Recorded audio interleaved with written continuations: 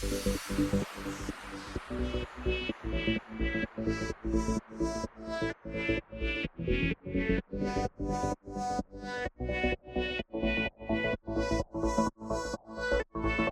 in Austin, Texas today, and this video I'm going to talk about how I got the idea of living in a box truck, what I call a box truck tiny house.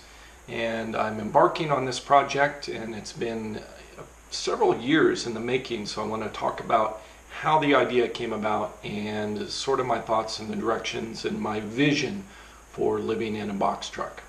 I think things started probably when I was a teenager, when I was probably 13 or 14 years old, and I saw a movie called Mad Max. Mad Max is this apocalyptic type world with these crazy, interesting vehicles that are built from pieces and parts of various machines.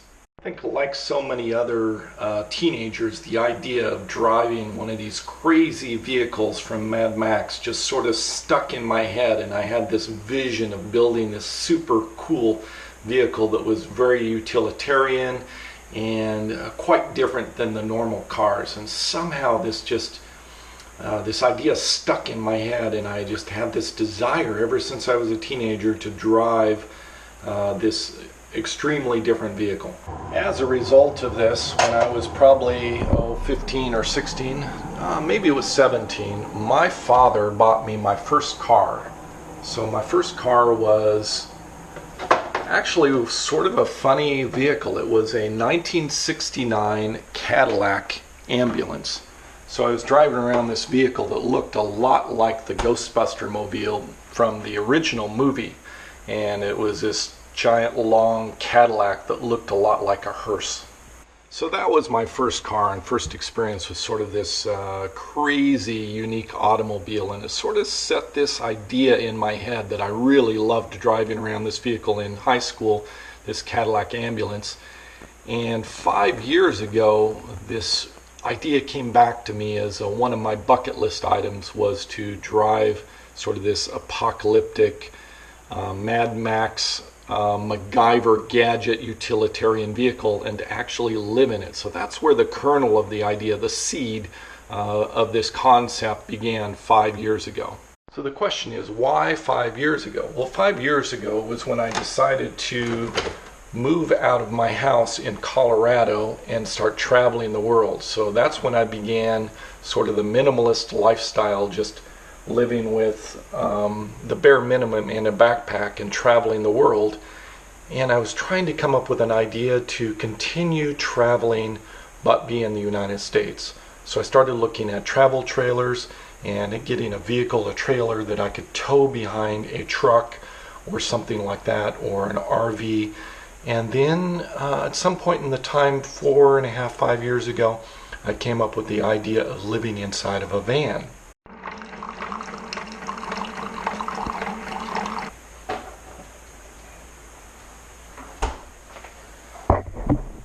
So I had the idea of living in a van, and I researched all the options for which kinds of vans, and it looked like a Sprinter Mercedes van was going to be the best option with the maximum amount of headroom.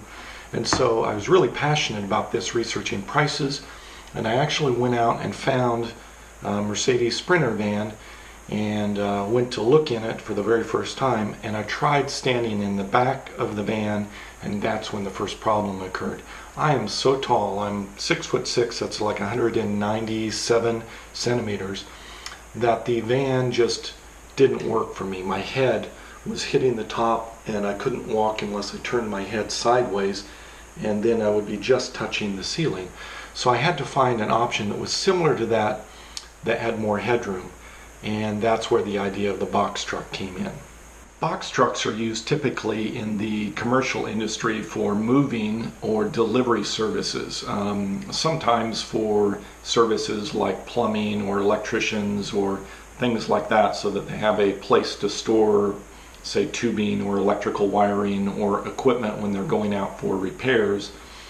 The most common place in the United States that the average person might run into a box truck would be with a company called U-Haul. U-Haul is a truck rentals place for moving services.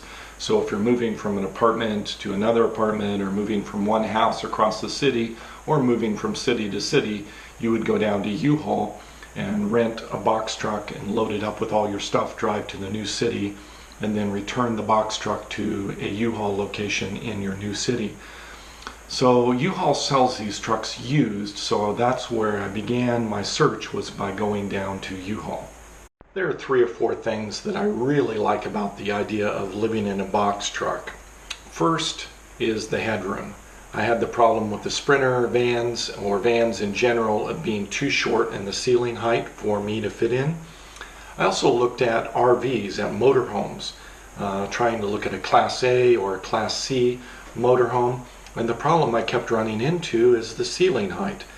I could barely walk in the highest ceiling for the Class C or Class A motorhomes, and then anytime I entered into the bathroom area, the showers that are in the bathrooms of the RVs have an elevated or raised floor in the bottom of the shower by about this much.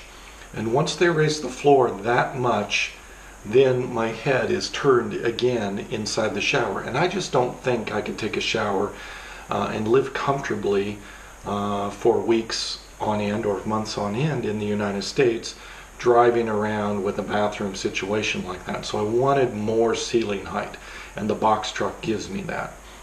The box truck also has a little bit more room than a van. It's wider so that you can lay flat in a bed side to side. It's a little bit more space than a Class C motorhome, and maybe similar to a Class A motorhome.